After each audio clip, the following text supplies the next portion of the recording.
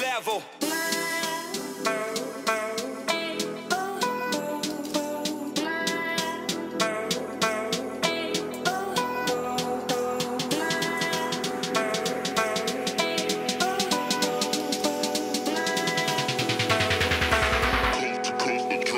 Next level.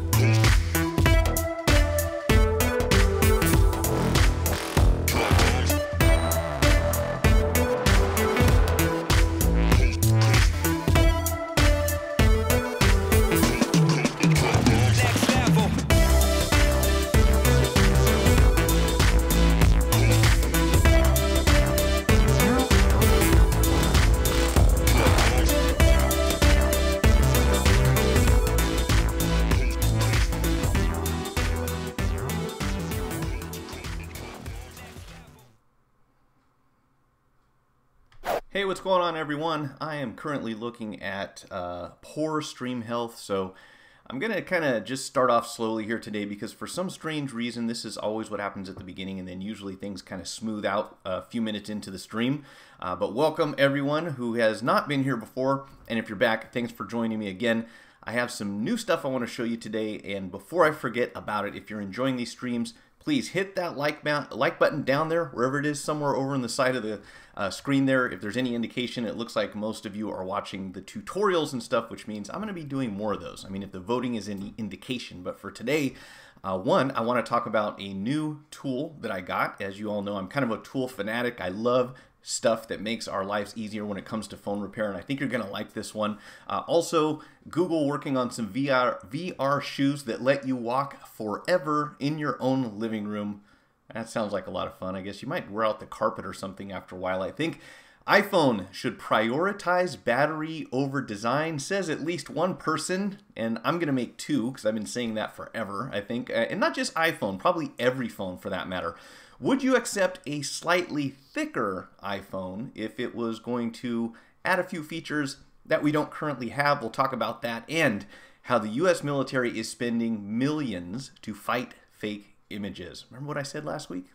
It's happening. I know it. Okay, let's get to all that right after this.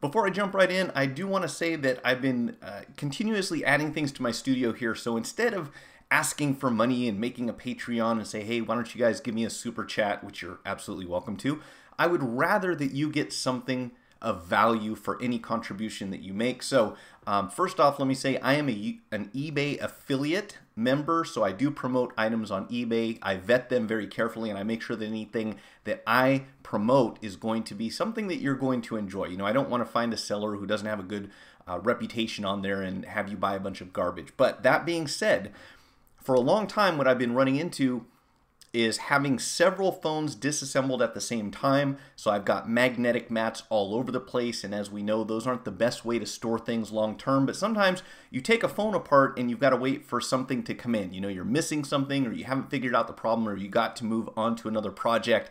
So there's always this thing about, well, where do we store this stuff? You know, when they're taken apart, if you just set a magnetic mat down, somebody bumps your table, the screws can roll off, especially those alloy ones that don't stick. So there's a lot of different things can go wrong there. So I've been looking for a secure way to store my parts, and I ran into something that I think is really cool. It's super, super inexpensive, and I think if it goes the way that I plan, this is going to be the perfect idea. So what I want to do is be able to secure a logic board and any screws and components or any other clips, cables, clamps, you know, antenna wires, anything I took off, just put them all in one place that doesn't take up a lot of room, because we want to be able to stow the stuff, you know, put it in a safe overnight if we're going to be away from the store or whatever. And I came across this. This is one of the coolest things I've seen for a while. This is a plastic logic board holder. So check this out. I've got an iPhone 6 Plus logic board in here right now. This will accommodate, it says on the package, anything from the 6 all the way up to the iPhone X. So you can take the logic board out. There's a compartment in here. You just pop this clip open like so. You can set the logic board inside here, and they've got this showing the NAND and the CPU and the Wi-Fi. We're not generally going to be removing those components, but my idea is to just put some double-sided adhesive down here on the inside. That way you can lay out your screws the same way that you do on the magnetic mat. Close this up, and here is your customer's, you know, all of the internals from their phone in one small compact place that you can just kind of set this aside, and when you're ready to come and work on it again, there it is. So if you're interested in this, check out the link in the video description. It'll take you to the YouTube. It'll take you to the eBay page. Obviously, you don't have to buy it if you don't like it. But if you buy anything while you're on eBay, if you click through that link within 24 hours, this is the condition, anything that you buy through that link down there in the video description, that will help me out. But they do put a limit on it, so if you click it and you wait 2 days to buy something, it doesn't add up anymore. Same thing with Amazon, which I generally don't promote. But anyways, I think you guys will find this useful if you're doing logic board repairs, or if you're doing something where you have a special order part, you're waiting for it to come in, and you've got to just kind of keep the phone disassembled and not just leave it laying out on the countertop. So next week I'll be putting in some double-sided adhesive in here. Very cheap way to do this. These things are like $2 a piece. They do come from China, so they kind of take forever, but that's fairly typical. I will start buying these in quantity and put them on the website as soon as I have a chance to. So what I wanted to do here is Caesar, what I wanted to mention to you real quick here, let's close the browser for a second. So when it comes to the iPhone 6s, or basically any iPhone unlocks from Sprint, those things are on again, off again. So sometimes the service is available. It will depend on whether it's active on an account, whether the phone has you know, money owed on the financing, anything like that. So, you know, obviously we don't want to mess with any phones that are not that are ill-gotten, so to speak. But sometimes you run into a phone and you want to use it on a different service, and you should, if it's got the capability to do that, you should have every right to take that phone wherever you want to. You know, we kind of ruled on this a long time ago, or the Librarian of Congress did. So there is something called a GV adapter. They're a little complicated. You have to know a few things about the procedure and not to upgrade your phone by plugging it into iTunes or performing a restore, but it will cost you a fraction of the price, because generally the Sprint unlocks get to be pretty expensive. You know, they're over $150, $175 a lot of the times, and at that point it's like you might as well just buy a different phone. But I will say, my iPhone 8 Plus Sprint running on AT&T for about the last, I don't know, 3 or 4 months, and I've done over-the-air updates, no problem. Everything's still working so far. So that's one way you can go about it, is to put the adapter. And the cool thing about these is that if you program the adapter once, it adds the information to the phone, so that then you can remove the adapter, and all you need to do is put in the SIM card. So I have no adapter in my phone at this time, but I can run it as an unlocked phone. So those are pretty cool. I think it's a better alternative for the most part, you know, unless Apple pushes some weird kind of update that's going to cause problems for that. So hey, Harvey, how you doing? Alas, eBay is out now for Canadians. Yeah, that's a bummer, Greg. Canadian Post has blocked incoming postal shipments from outside of Canada due to ongoing labor disruptions. Man, that's unfortunate, you know. And I was just talking to Nate about this recently because he's kind of a lot closer to Canada than I am. And I've run into that problem as well. I've had Canadian customers that want to send stuff here to be fixed and have me send it back. And it's gotten a bit complicated, not to mention expensive. So we'll see if we can come up with an alternative for you on that one. Shrink wrap ongoing projects onto a piece of cardboard. No more lost screws. That would work as well. Good call, Harvey. So obviously you guys are thinking the same way I do. Like, you need to be able to keep this stuff in one place. So this is just one way to go about it. But I agree. At one point we took something like a piece of poster board and we just put double-sided tape all over it and stuck the screws on there, and that worked as well. But I thought this was kind of a cool little custom compact idea, you know, that's really made for the job. Anyways, the simple things are what I find exciting, apparently. So, guys, this is a very short week, so I'm going to keep this stream minimal in duration so that I don't keep you guys away from whatever it is that you're going to be doing. And I've got lots of work. I want to knock out everything before the holidays so that I can hopefully take a nice long weekend and play with the handheld gaming machine that Harvey sent me last week, which I haven't had hardly any time to mess with. And if Johnny is here, say something, because I was going to mention, let me see, can I see who's in the chat here? Who is in the chat? Nope, I can only see people who have commented. That's such a weird thing. It shows 6 people in the chat, but it doesn't tell me who the other ones are, so whatever. So let's get to this. Real quick, some interesting stuff. One, Google working on VR shoes that let you walk forever in your living room. So as we know, one of the big limitations about virtual reality is that your physical movement places some limitations on the types of VR that you can really interact with. You know, if you're going to stand motionless and, I don't know, swing a golf club or a baseball bat or a tennis racket or maybe even box or something like that, you know, you can move around a little bit. But if you have limited space inside your house, you couldn't really play a game where you go running or, you know, do anything where there's a lot of real estate required to move around that way, right? And they've overcome that in some situations by making these huge gaming facilities that are like, you know, the size of a warehouse. And what they'll generally do is they program the VR so that as you're walking in a straight line in VR, you're actually walking at a very slight curve inside of the area, you know, in the physical world you're in. So your brain interprets that as you walking a long distance, even though you're actually going in a circle. And that works okay if you have a big warehouse to play around in. But obviously, if you're in your living room, your garage or bedroom or anything else like that, and you want an immersive VR experience where you can kind of really navigate, you know, pretend that you're climbing up a, I don't know if you're climbing, but you're walking, you're moving around, you're dodging things. You need a little more room to work with. Well, Google apparently has applied for a patent. I don't know if they've secured it. Have they? It showed up in it was granted. So a patent granted by the United States Patent and Trademark Office that allows you to walk forever in a limited space. This is going to be weird. So this guy looks like he has goggles and roller skates on. And when you see the image down here, and now I can't play this, but if you haven't seen it before, they have something called the Virtuix Omni VR. And what this does is, it was on Shark Tank at one time. So you've got a slightly sloped area that you're standing on, and as you kind of walk one direction, it's almost like a continuous treadmill. So no matter which way you're facing, you're on a treadmill and you can walk as much as you want. And one of the problems that they pointed out with this was that after a few minutes, you're going to probably, unless you're in really good shape, you're going to be winded because you're technically walking uphill this entire time as you go towards the edges of this device. Well, from what I can tell, it looks like Google is trying to go one step beyond this, and they're coming up with what looks like a multi-directional roller skate of some sort, which will sense when you're getting close to a wall and prevent you from actually taking real steps. So I gotta say I'm a little skeptical about this, because if you can imagine, walking on a solid surface obviously is going to feel a lot different than kind of, I want to say treading, not treading water, but, you know, just treading ground underneath you and not really moving.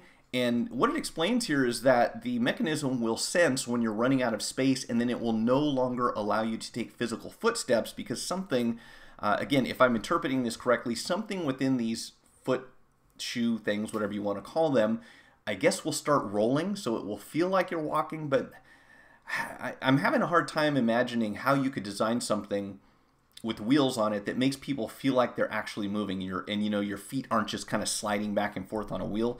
So the patent is titled Augmented and or Virtual Reality Footwear, and it describes a motorized shoe. So apparently not just wheels. This thing has motors built into it that will detect when you're running out of space to walk and activate a mechanism that will allow you to take a step in the virtual world without actually advancing in the real world, so that way you're not running into obstacles and walls and everything else in your house. So it will be interesting. Oh, and this is kind of funny here. In other words, you will think you're walking for real from the outside. You'll actually look like Michael Jackson moonwalking. So this brings to mind, you know, just some wheels on the bottom. They're going to be rolling and your feet are moving, but you're not actually going anywhere.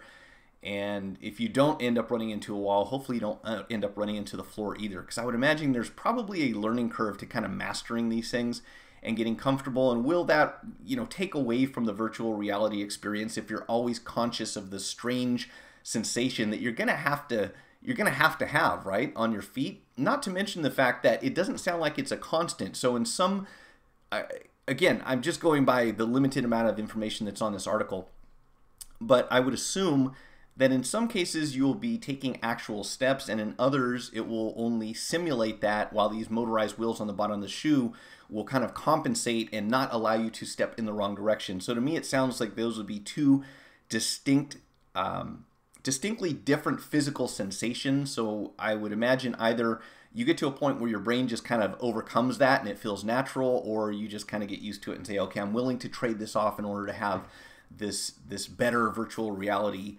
experience. So it'll be interesting to see these, but I think that this is really just the beginning of how this stuff is going to work in the future. And the craziest thing about it, I think, is that yes, granted, there's some cool stuff you can do with VR. You can put yourself in a completely different environment. You can move to, you know, you can explore the world. You can go to landmarks and you can walk around and it'll look like there are other people there.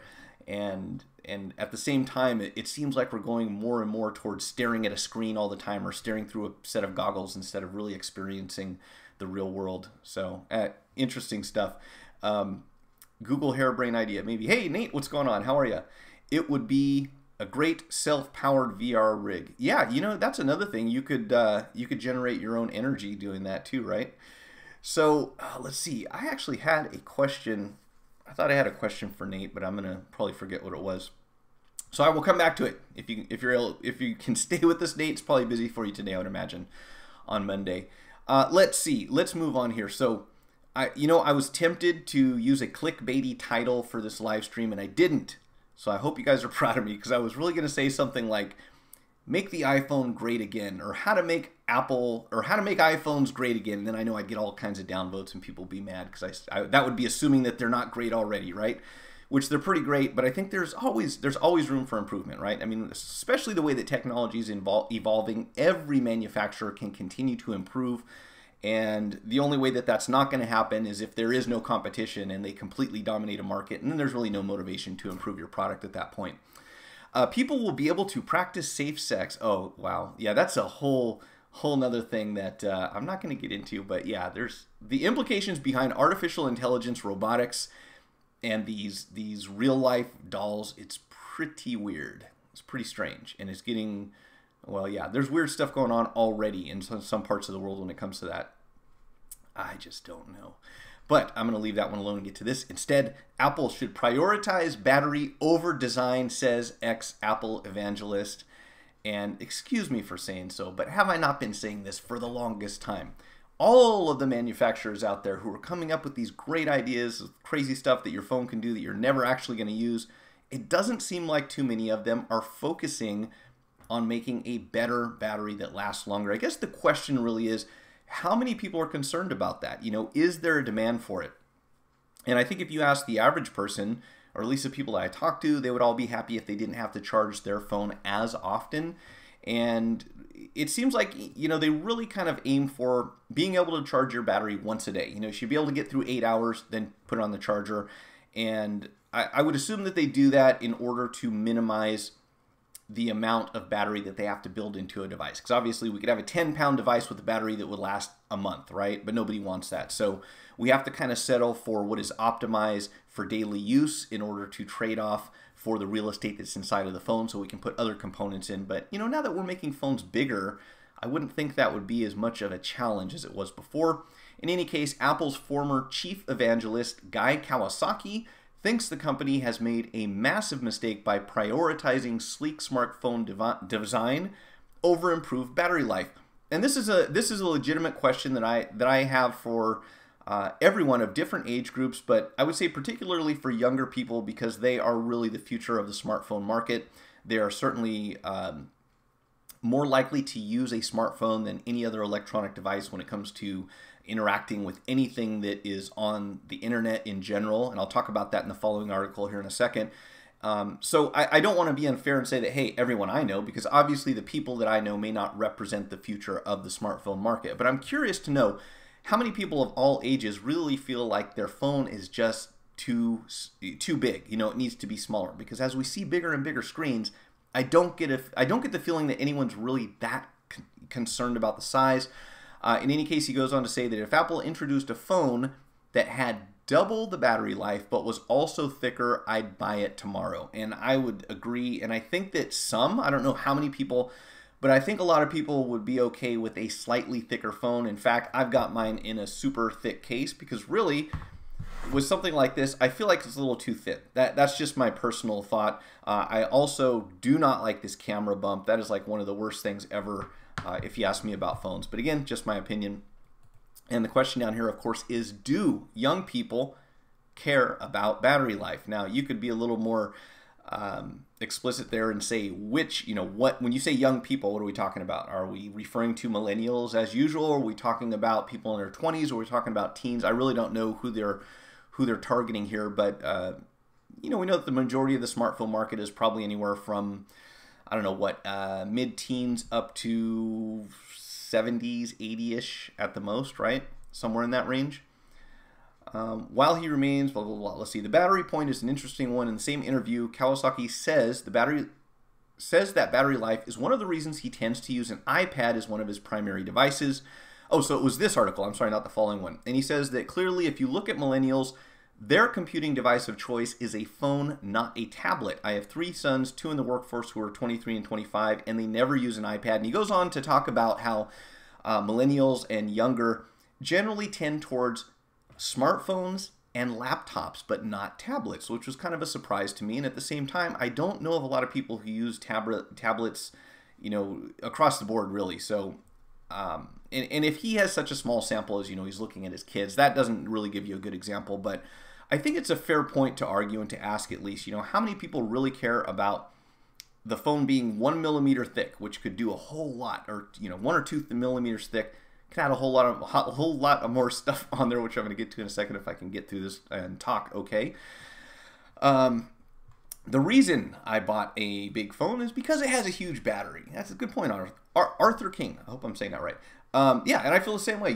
This phone, this iPhone 8 Plus, obviously newer than the 7 that I had, but the battery on this thing I am impressed with. And I'm sure I'll change the way I feel about that in a few months when it goes through its 300th or 400th cycle, but that's to be expected. It should just be easy for people to change them out, not have to worry about them blowing up, right? The iPhone SE was and still is the perfect form factor. Okay, so obviously a lot of subjectiveness on this topic. It really depends on what you like. The size of your hands is a factor. Obviously someone who has very large hands is not going to work with something with an SE, and someone who has hands on a smaller size is going to be difficult to handle, a phablet style phone. So I think it's a good idea for us to have options, across the board. Obviously, if you're a kid, you're not going to want some massive phone that you can barely fit in your hands. But that being said, I think that what they're getting at here isn't even necessarily the size of the phone or the size of the battery in relation to the phone, at least in my opinion. The technology behind lithium-ion batteries, that's one area that no one really seems to be concentrating on, or maybe they've just optimized them as far as they possibly can. Now they're up against a brick wall, and it's like you can only make very small incremental improvements in battery lifespan or standby time. So where do you go next? Do you need an alternative source of energy, or you need a better type of battery cell than lithium ion? So what comes next? But part of what he was saying here was that Apple, and I think it's fair to say all manufacturers are concentrating on features. Okay, we're adding this, we're adding this, we're adding this. Now you've got wireless charging. Now you've got Face ID. Now you've got 3D touch. Now you've got all kinds of stuff on your phone where whether you use it or not, you're paying for it, which is kind of one gripe that I have. I'm not going to buy a phone that has an expensive feature built into it that I will never use, because then I know that I am paying for that. But beyond that, who's really saying, look at how great our battery is, look at how much charge we can hold on this thing and how long it'll last? And I would really say that overall, when it comes to fast charging, I think at the beginning at least, I was most impressed with Motorola, because they came up with a rapid charging system that worked. It worked fast. It was consistent. It was a good system. Unfortunately, I think they were lacking in a few other areas, so they really didn't attract the market share that they potentially could have. But let's move on here, because this one is actually related to this. One time I did it. So the question on this poll, and this is on 9to5Mac, is would you accept a slightly thicker 2019 iPhone in return for 3 benefits? Well, obviously it would depend on what those benefits are, right? But they have a wish list here, and the pitch is, as I've been sort of saying for a while, is that, not too many people are complaining, oh, my phone is so thick, I just can't stand it. Can you please make this thing thinner? I would say that if anything, they could make it lighter, but making it thinner or smaller is probably not really what we need to work towards at this point. But what they're suggesting is that if the iPhone were, let's see, where was it? If we could make it a millimeter thicker, okay, 1 millimeter thicker on the iPhone, here's what we could do. Lose the camera bump, increase the battery capacity, and accommodate a USB-C port instead of a Lightning port. So, I can't speak for everyone, but I would say as far as the USB-C versus Lightning, I'm not sure I'm too concerned about that, but you could probably say that space could be used to add the headset jack, the 3.5 millimeter headset jack back to the phone, which will never happen, but I'm just saying it could. It would certainly increase the battery capacity, and we could lose this stupid camera bump that makes your phone feel like it's crooked every time you sit it down on a table, unless you have it in a case that compensates for that. Not to mention the fact that you're setting your phone down on your camera lens. If you don't have a case that makes up for that little space between the end of the phone or the surface of the lens and the rest of the phone, you're always setting your phone down on the camera lens. And as we know, sapphire, topaz, whatever it is that's on this thing, Gorilla Glass 19, they get scratched, they get cracked. It is a problem. It's not good to set a camera down on its lens. It's a terrible idea. So, 1 millimeter and no more camera bump. Why not? I can't think of any reason that you wouldn't. The only argument, which I don't know if this is legitimate or if they were just making it up, but the only argument that I've heard in favor of a camera bump is that it makes your phone easier to pick up off of a flat surface, because it's so hard to pick up your phone apparently when it's laying flat. I've never had that be a problem, but okay, I would entertain that as a complaint. But beyond that, why would you want your phone to have a camera bump on it? It doesn't make any sense. So I would be fully in favor of this. I wish we could vote or write a petition and say, guys, just make the phone a little thicker, make the battery better, get rid of the camera bump, and then whatever else you want to do with the third one. If we were willing to countenance a thicker iPhone, the first 2 benefits would seem like no-brainers. I will agree. The camera bump is something many of us feel spoils the aesthetics of Apple's recent iPhones. Definitely, no symmetry when you have a camera bump on one side. If it were in the middle, it might kind of be okay, but still, you don't want that thing resting on its lens. Battery life is an extremely common pain point. Fair enough, right? And then on the third one, more controversial, and I'll agree. Like, really, are we that concerned about? I mean, here's the thing. If Apple were to come up with a completely different type charge port tomorrow, and it wasn't the Lightning port, it wasn't USB-C, they just said, hey, now we have the lava port on all of our devices, I would venture to say that anyone who is an Apple customer at this time, 80% of them would embrace this as the best decision ever. That was courageous of Apple to just completely bypass USB-C and go into something completely different that's not compatible with anything else. I'm confident of that. I think that the level of loyalty with Apple customers would not be affected whatsoever by what type of port they plan to put on their phone. It doesn't seem to make a difference. And the people who do complain, they still end up buying the product. So I don't think that's a problem. But I can't think of anyone who wouldn't be happier with more battery life and with getting rid of that silly camera bump. Just my opinion, of course. I thought people bought big phones to compensate for vision. And that's a good point, Nate, because in that previous article, they actually said that more people who are not senior citizens, but more people who are in older age groups tend to buy tablets. And I think that is because there is a vision. I mean, I'll say right now, if I don't have reading glasses on, I do enjoy having the bigger screen. I don't enjoy holding the bigger phone, but definitely makes things easier as far as reading. And when I go to texting, I didn't buy an iPhone for the longest time because before the iPhone 6, I could not text on their phone. They were ridiculous. Remember when you couldn't put them in landscape and you had to have the thing upright in order to text? I'm like, forget it. Like, it wasn't working. There was no swipe. There was no way to overcome that. But with the bigger phone, not so difficult anymore. But I believe that is a factor for sure. Are people's hands getting larger and vision's worse? Maybe. Samsung camera bump on S6 Edge, decreased on S7 Edge, then flushed to the body on S8. Yeah, and why not? Well, why can't you? I don't even think it's a millimeter, guys. If we measure this, it might be a millimeter, but there's not that much. You could easily solve so many problems by just going a little thicker. And, unfortunately, it's like, let's focus on doing things the way that we think is going to be best. I don't know. Anyways, there's a poll here. If you want to fill it out, I'm going to say, should the 2019 iPhone be thicker for 2 or 3 benefits? And I'm going to say yes, absolutely. And if it tells me to log in, guess what? I'm not going to vote. We'll see. Oh, it worked. Cool. So look at this. 73% said yes, 12,889 votes, and 3.6% said no, on balance not. I don't know what that means. And then 5% or 5.72% said no, absolutely not. That's interesting. So yeah, I think the majority of people, according to this poll at least, and this is on 9to5Mac, and I am so happy. Thank you, 9to5Mac, for not making me log into Facebook or anything else in order to vote, because that's when I go, you know what, it's not really worth the time and trouble, and then I don't. And if you want people's opinions, I know you got to fight spam and all that. I'm okay with the little spam thing, the CAPTCHA and all that, which are annoying.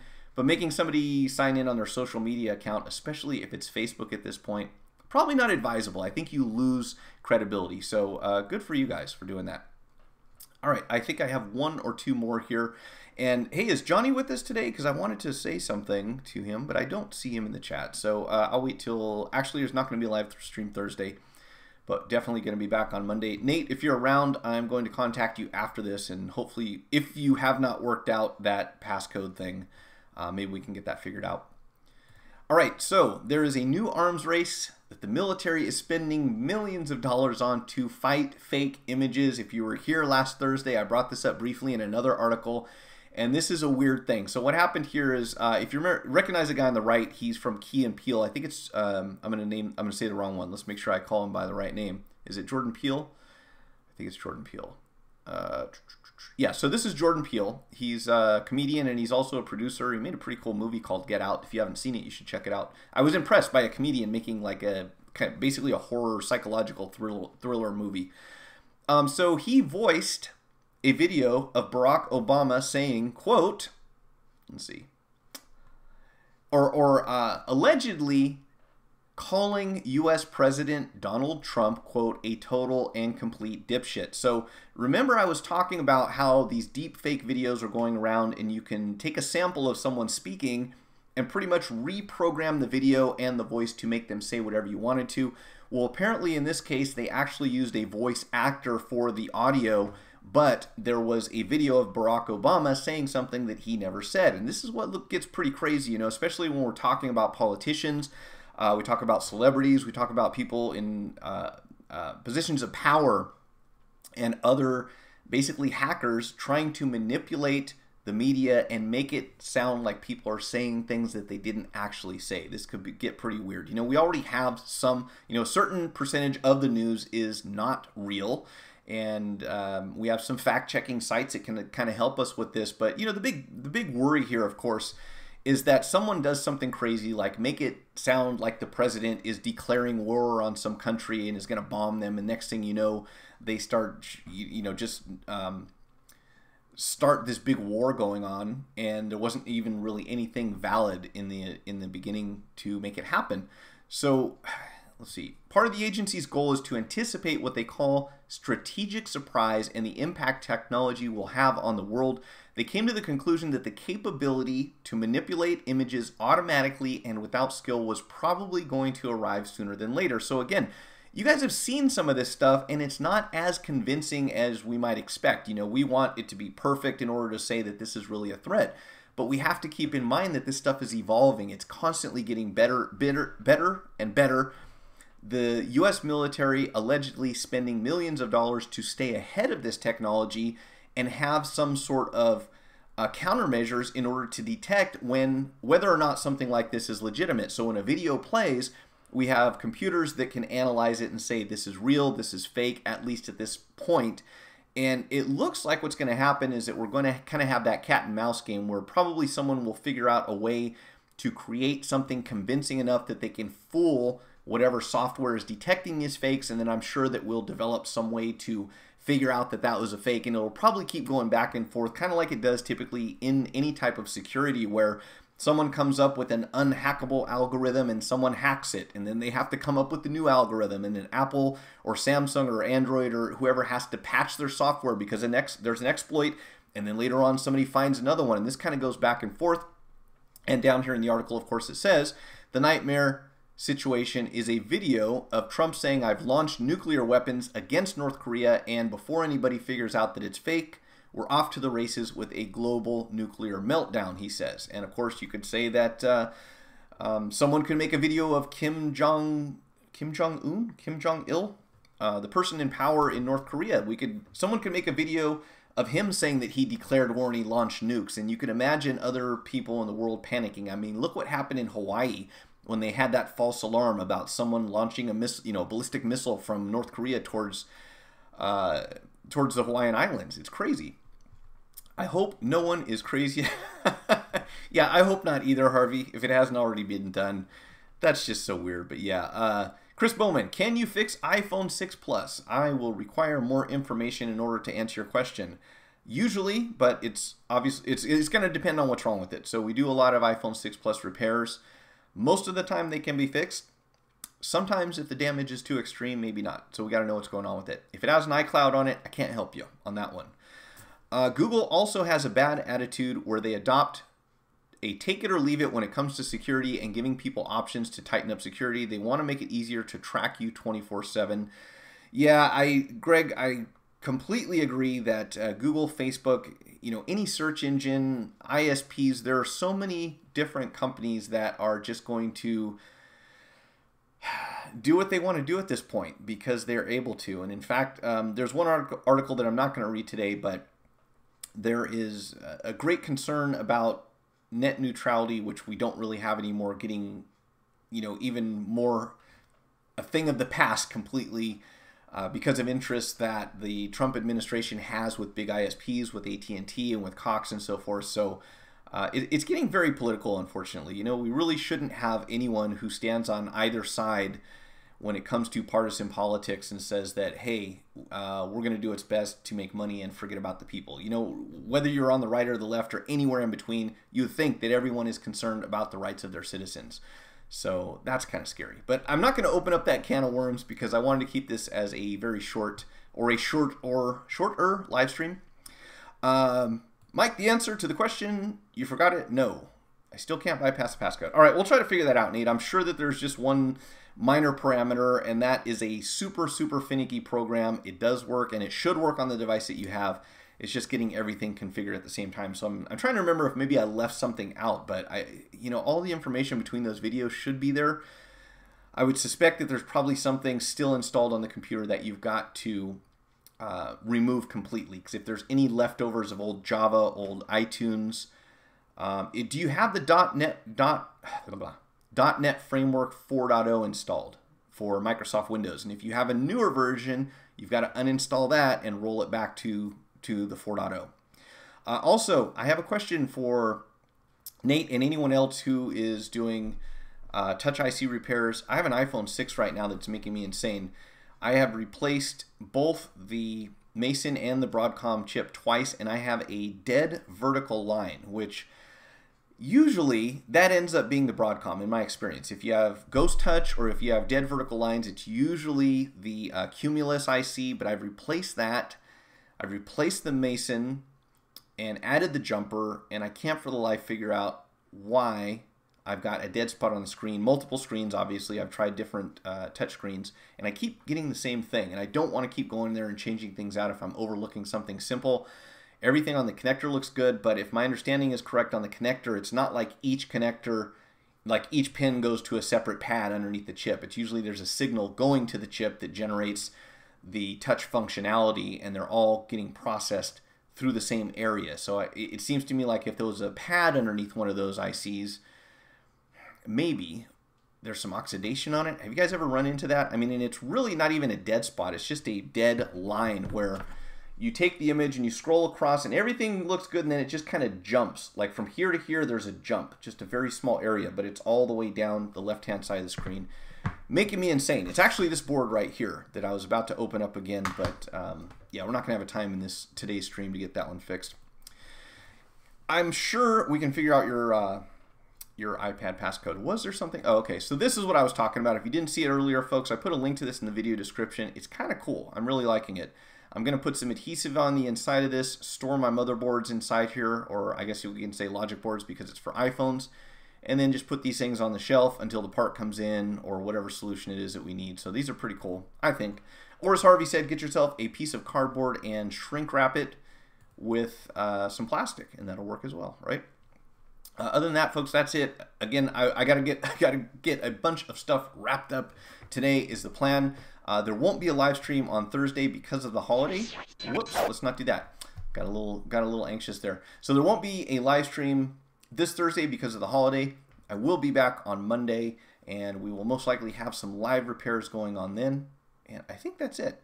So until then, everyone enjoy. Hopefully you have some time off this weekend to enjoy being with your friends and or your family, or maybe just chilling out and doing nothing for a couple days. That's always fun too. Whatever it is that you do, be safe and have fun. And I will talk to you next week, Monday at 2 p.m. Pacific Standard Time. Have a good one.